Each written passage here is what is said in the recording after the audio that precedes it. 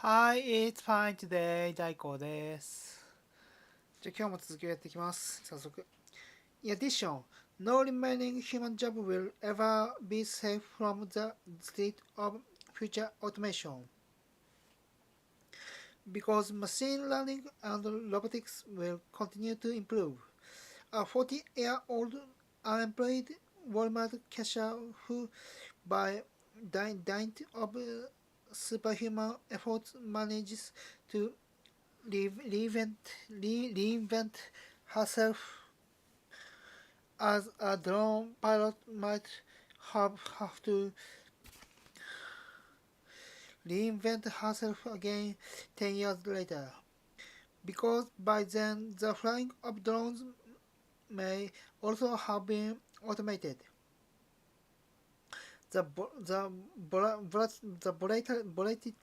volatility will also make it more difficult to organize unions or secure labor rights. Already today, many new jobs in advanced economics involve unprotected temporary work, freelancing, and one-time gigs.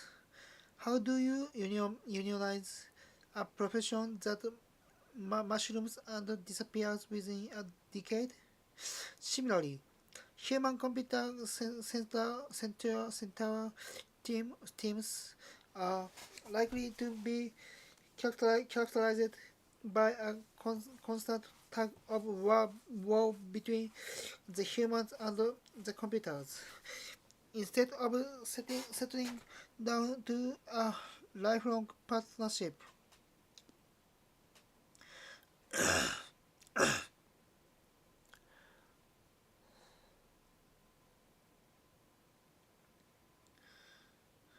Teams made exclusively of humans,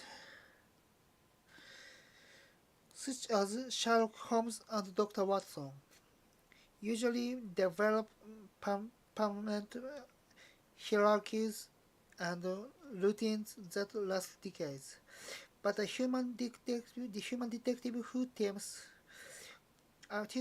up with IBM's Watson computer system, which became famous after winning the US TV quiz show Jeopardy in 2011, will find that every routine is an invitation for dis- disruption, and every hierarchy an invitation for revolution. Yesterday's sidekick might morph into tomorrow's superintendent, and all protocols and manuals will have to be rewritten every year. A close look at the world of chess might indicate where things are heading in the long run. It is true that for several years after Deep Blue defeated Kasparov, human-computer cooperation flourished in chess. Yet, yet in recent years, computers have become too good at playing chess that their human collaborators lost their value and might soon become utterly irrelevant.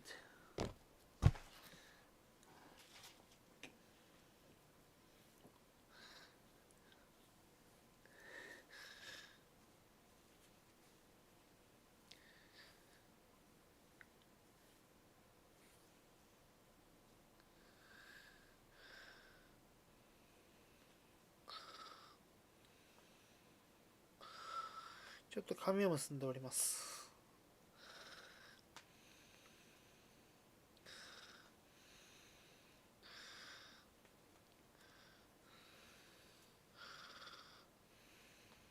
はい、OK。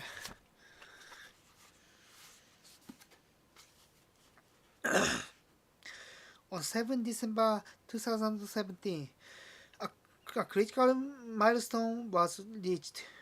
Not when a computer defeated a human at chess. That's all news. That's all news.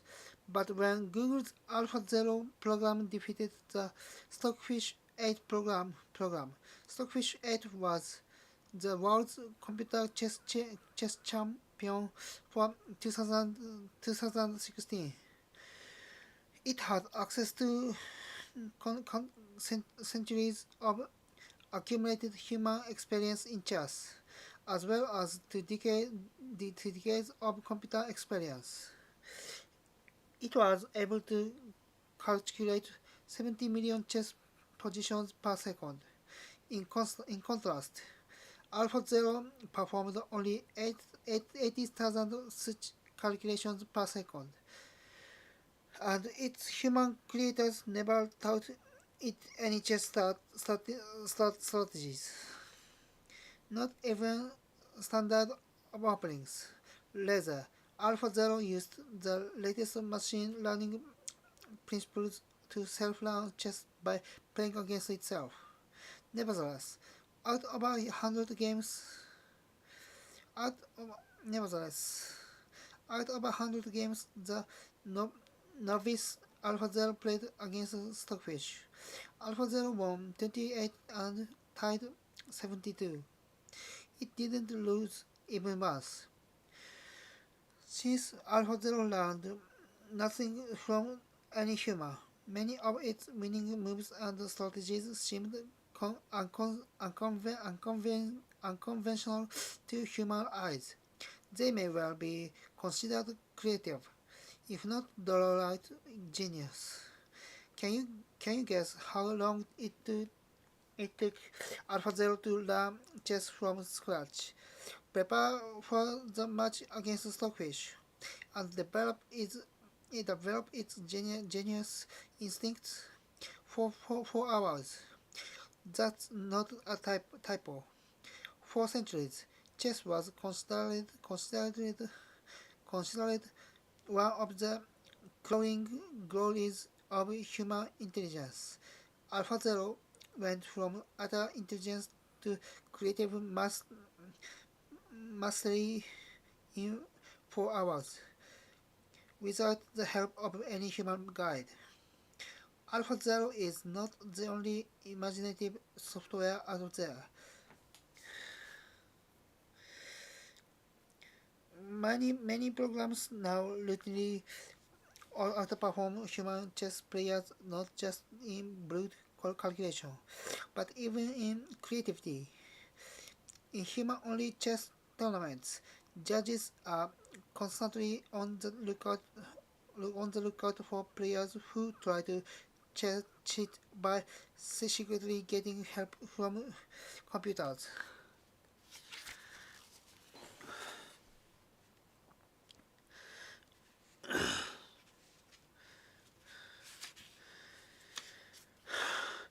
One of the ways to catch cheats is to monitor the level of originality players display.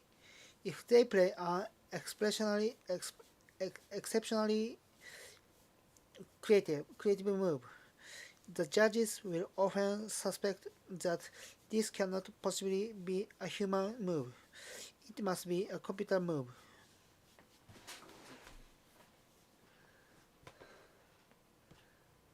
At least in chess, creativity is already the trademark of computers rather than humans. Hence, if chess is our coal mining cannery, we are duly warned that the chess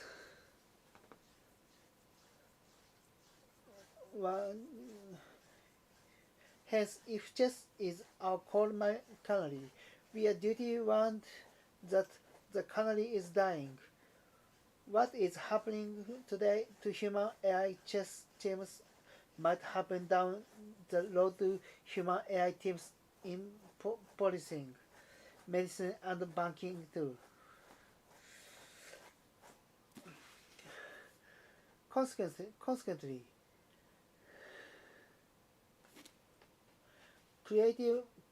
creating new jobs and retraining people to fill them will not be a amount of effort. The AI revolution won't be a single watershed event after which the job market will just settle into a new equilibrium. Rather, it will be a cascade of ever bigger disruptions. Already, today, few employees expect to work in the same job for their entire life. By 2050, by 2050, not just the idea of a job for life, but even the idea of a profession for life might seem antediluvian. Antediluvian. Even if we could constantly invent new jobs and retain the workforce, we may wonder whether the average human will have the emotional stamina necessary for the life of such endless upheavals. Change is always stressful, and the hectic world of the early 21st century has produced a global epidemic of stress. As the volatility of the job market and of individual careers increases.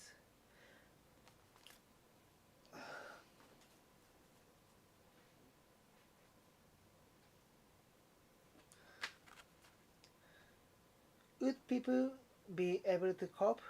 We would probably need far more effective stress reduction techniques, ranging from drugs through neurofeedback to meditation, to prevent the sapiens mind from snapping. By 2050, a useless class might emerge not merely because of an absolute lack of jobs or lack of relevant education, but also because of insufficient mental stamina. Obviously, most of this is just speculation. At the time of at the time of writing, early 2018, automation has disrupted many industries, but it has not resulted in massive unemployment. In fact, in many countries, such as the USA, unemployment is at a historical low. Nobody can nobody can know for sure what sort of impact machine learning and automation will have on different professions in the future, and it is extremely difficult to estimate the timetable of relevant developments, especially as they depend on political decisions and cultural traditions as much as on purely technological breakthroughs. Choose even after self-driving vehicles prove themselves safer and cheaper than human drivers. Politicians and consumers might nevertheless block the change for years, perhaps decades. However, we cannot also ask ourselves to be compl- com- complacent. complacent. It is dangerous just to assume that enough new jobs will appear to compensate for any losses. The fact that this has happened during previous waves of automation is absolutely no guarantee that it will happen again under the very different conditions of the 21st century. The potential social and political disruptions are so alarming. Just a moment.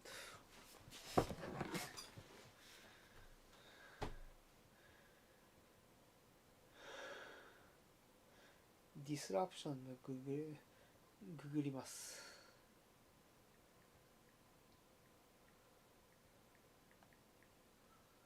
混乱。ちょっと語源系の英単語1個買おうかなと思ってるんですよね。こういう組み合わせの語感系。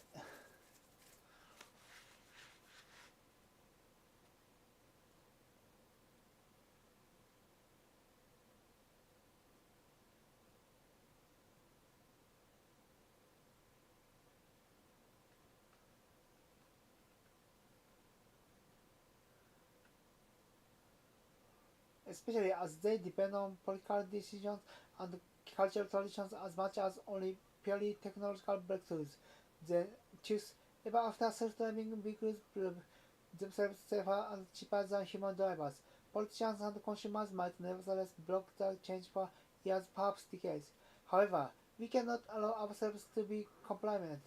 It is dangerous just to assume that enough new jobs will appear to compensate for any losses. The fact that this has happened during previous waves of automation is absolutely no guarantee that it will happen again under the very different conditions of the 21st century.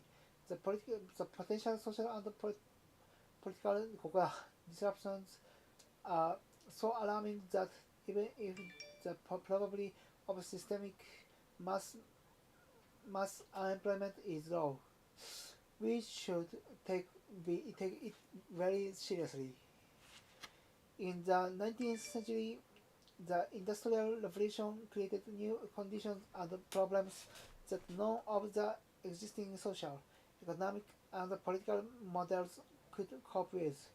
Feudalism, feudalism, monarchism, and traditional religions were not adapted to managing industrial metropolises.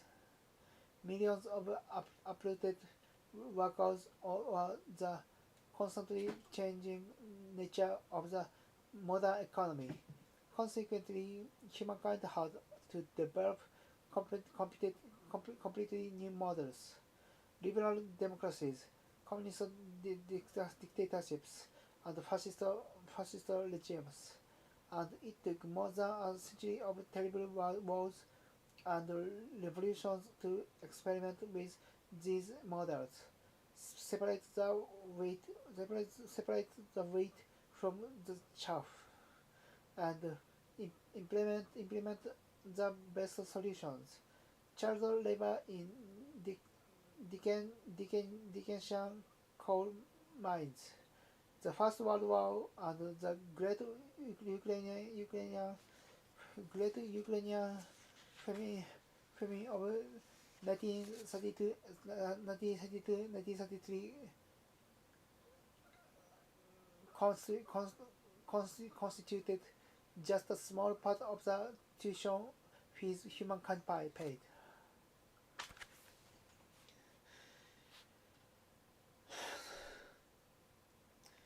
The challenge posed to humankind in the 21st century by infotech and biotech is arguably much bigger than the challenge posed in the previous era by steam engines, railways, and electricity.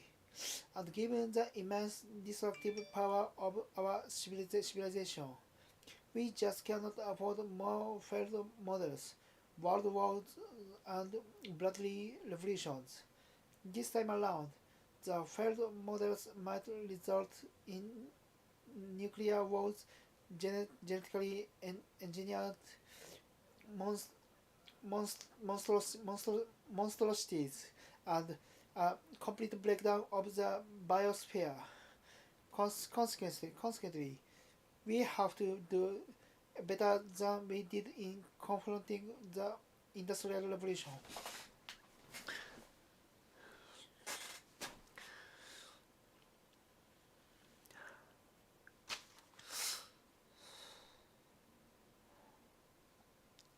From exploitation to irrelevance.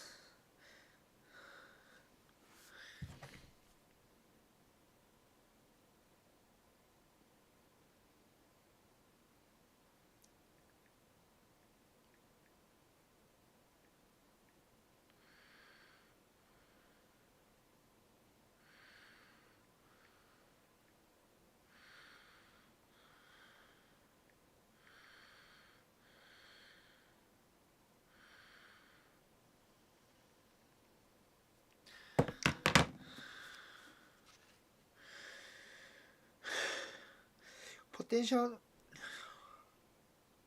Potential solutions fall into three main categories. What to do in order to prevent jobs from being lost. What to do in order to create enough new jobs. And what to do if, despite our best efforts, job losses significantly outstrip job creation. Preventing job losses altogether is an unattractive and probably untenable strategy because it means giving up the immense positive potential of AI and robotics. Nevertheless, governments might decide to deliberately slow down the pace of automation in order to lessen the resulting shocks and allow time for readjustments. Technology is never deterministic, and the fact that something can be done does not mean it must be done. Government regulation can successfully block new technologies even if they are commercially viable and economically lucrative.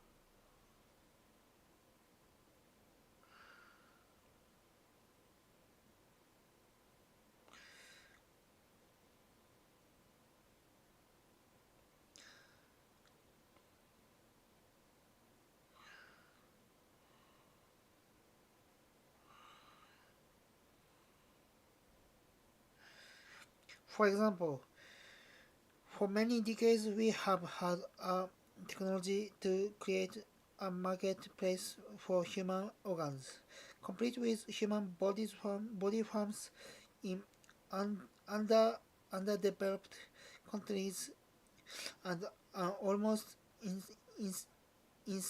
insatiable demand from this despite affluent buyers. Such body farms could well be worth hundreds of billions of dollars. Yet regulations have prevented free trade in human body parts, and also there is a black market in organs. It is far smaller and more circumscribed than what one could have expected. Slowing down the pace of change may give us time to create enough new jobs to replace most of the losses. Yet, as noted earlier, economic entrepreneurship will have to be accompanied by a revolution in education and psychology, assuming that the new jobs won't be just government sincers. They will probably demand high levels of expertise, and as AI continues to improve, human employees will need to repeatedly learn new skills and change their profession. Governments will have to step in, both by subsidizing a lifelong education sector and by providing a safety net for the inevitable periods of transition. If a 40-year-old ex-drone pilot takes 3 years to reinvent herself as a designer of virtual worlds, she may well need a lot of government help to sustain herself and her family during that time. This kind of scheme is currently being pioneered in Scandinavia, where governments follow the motto protect workers, not jobs.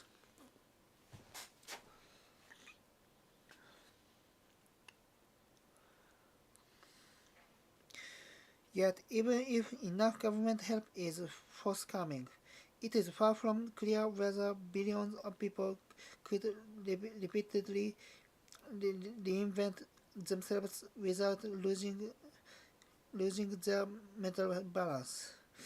Hence, if despite all our efforts, a significant percentage of humankind is pushed out of the job market, we would have to explore new models for part-work societies, post-work economies, and post-work politics. The first step is to honestly acknowledge that the social, economic, and political models we have inherited from the past are inadequate for dealing with such a challenge.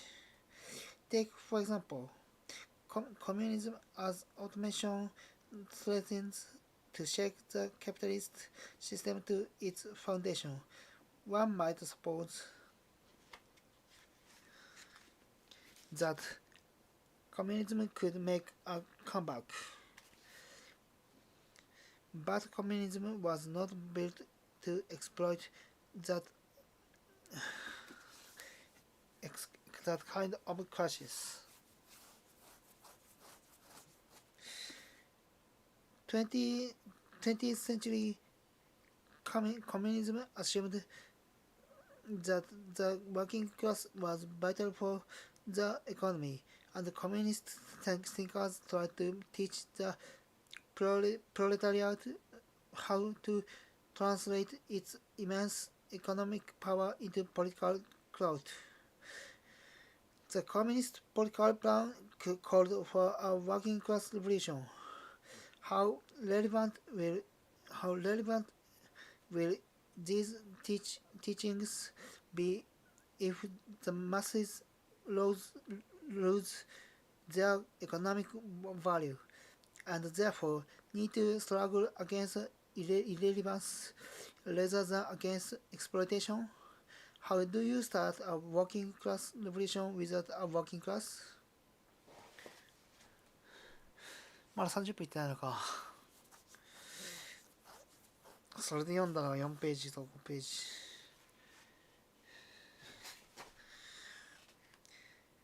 Some may argue that humans could never become economically irrelevant because even if they cannot compete with AI in the workplace, they will always be needed as consumers. However, it is far from certain that the future economy will need us even as consumers. Machines and computers could do that too. Theoretically, you can have an economy in which a mining corporation produces and sells iron to a robotics corporation.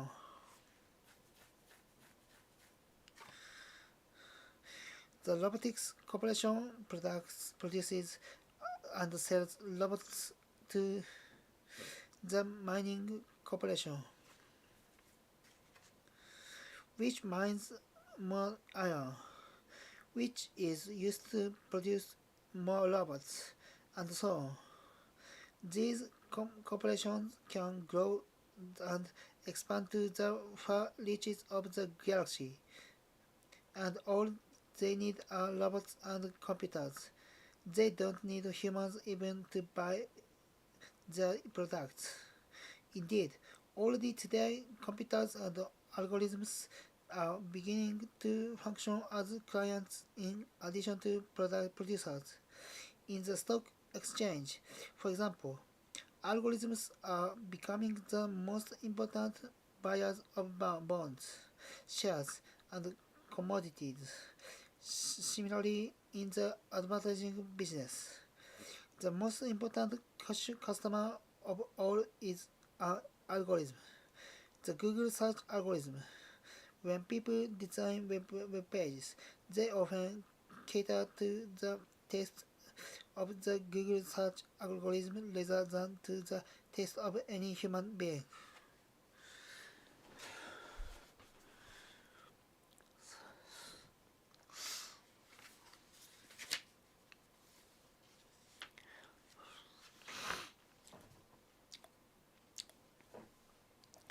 とりあえず次の章が3ページ後なんでそこまでやろうと思います。Algorithms obviously have no consequences, so unlike human consumers consciousness, so unlike human customers, they cannot enjoy what they buy, and their decisions are not shaped by sensations and emotions. The Google search algorithm cannot taste ice cream. However, algorithms select things based on their internal calculations and built-in preferences, and these preferences increasingly shape our world. The Google search algorithm has a very sophisticated taste when it comes to ranking the web pages of ice cream vendors. And the most successful ice cream vendors in the world are those that the Google algorithm ranks first, not those that produce the tastiest ice cream.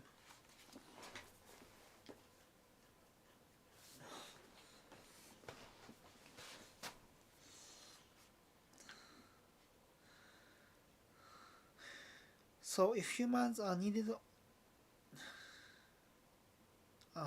I know this from personal experience. When I publish a book, the publishers ask me to write a short description that they use for publicity online, but they have a special expert who adapts what I wrote to the taste of the Google algorithm. The expert goes over my text and says, "Don't use this word. Use that word instead." Then we will get more attention from the Google algorithm. We know that if we can just catch the eye of the algorithm, we can take the humans for granted.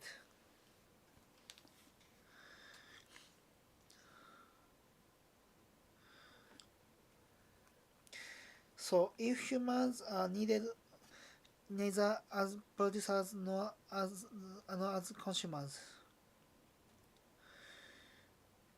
what will safeguard their physical survival and their psychological well-being?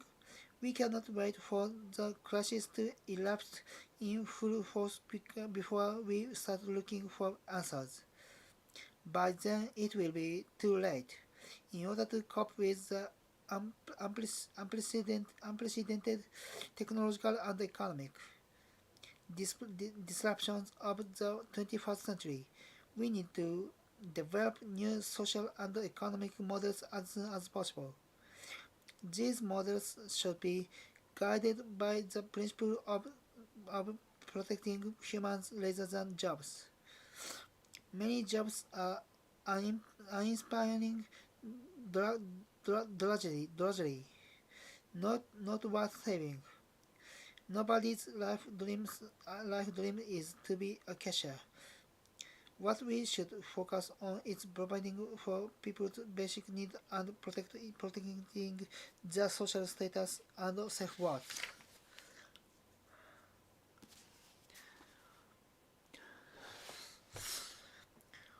One new model, which is gaining increasing attention, is an universal basic income. UBI proposes that governments tax the billionaires and corporations controlling the algorithms and robots, and use the money to provide every person with a generous generous stipend covering his or her basic needs. This will this will cushion the poor against jobless and economic dislocation, while protecting the rich from populist rage. A related idea proposes to widen the range of human activities that are considered to be jobs. At present, billions of parents take care of children, neighbors look after one another, and citizens organize communities without any of these variable activities being recognized as jobs. Maybe we need to turn a switch in our minds and realize that taking care of a child is arguably the most important and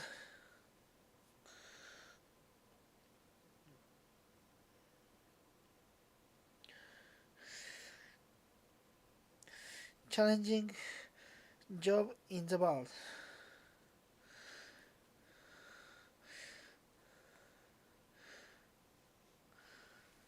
If so, there won't be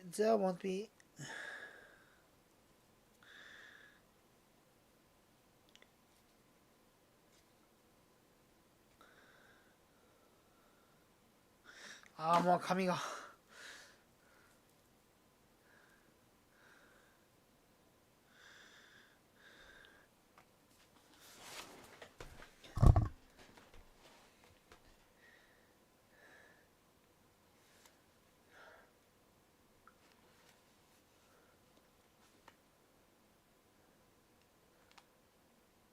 There won't be a shortage of work even if computers and robots replace all the drivers, bankers and lawyers.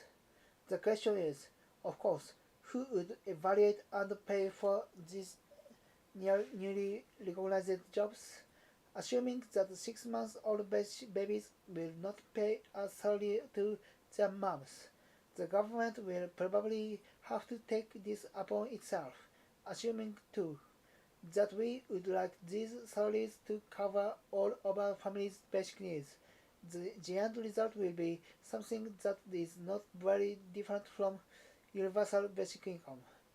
Alternatively, governments could subsidize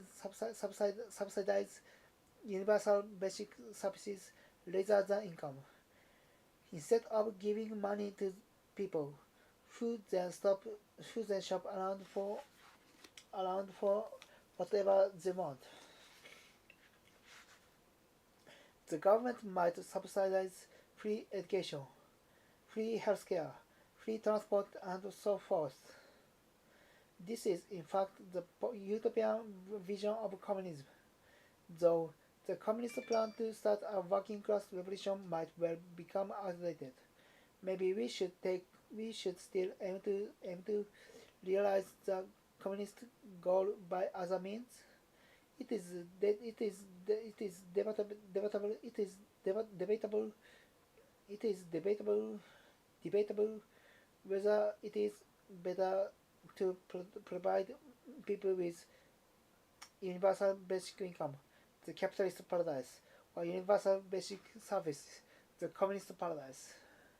Both options have advantages and drawbacks, but no matter which paradise you choose, the real problem is defining what universal and basic actually mean.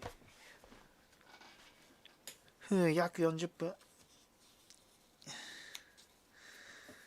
とりあえずまた一章終わりましたんで、これにて終了します。サリュー。